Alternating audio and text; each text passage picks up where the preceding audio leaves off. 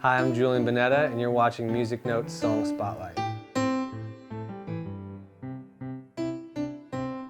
The way I remember Slow Hands happening is it was kind of towards the end of the making of his album, and I didn't say it out loud to anybody, but he had played me a whole bunch of his stuff, and I'd kind of heard the album up to then, and the only one thing that I feel like the album didn't have was a certain tempo.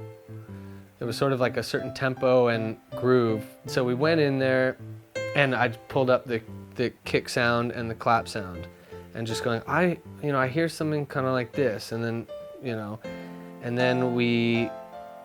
Niall was playing some guitar stuff, and then I'd like pick up the bass, and nothing was quite sort of working, but we all agreed that there's something in this thing. Yeah. And then finally, I was just kind of playing eighth notes on the bass, just going dun dun dun dun dun dun dun dun dun dun, and I was like, ooh, yes, what did he have? That's the shit, that's the shit. And I was like, okay, cool, lead me, tell me what you need to do. So I kind of played that as verses, and then he was like, okay, now we need we need a place to go in the chorus. So I was like, okay, how about something like this? And then he'd be like, yeah, but no, it's... And so we sort of mapped out this kind of thing that we kept on loop. And then he just started mumbling stuff as he was singing along to it, and it sounded like he said slow hands. Did you say slow hands?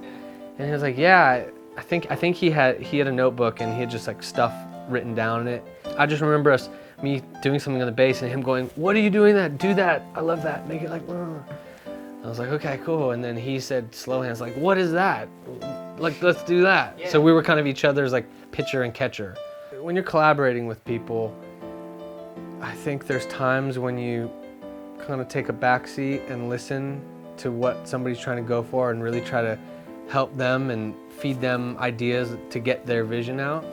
And then sometimes you really have to not be afraid to stand up and say, it has to be this way. Trust me, I gotta try this, and not be afraid to be wrong or sound stupid or fail. You have to have that balance of, you definitely have to listen, you have to trust your co-writers, but you also have to trust your own gut and really not be afraid to say something stupid or look stupid, because a stupid idea, or what you might think is a stupid idea, might spark something in someone else's head. So it's just about trying things, listening, but also standing ground and having that balance, I think, is the most important thing with collaboration.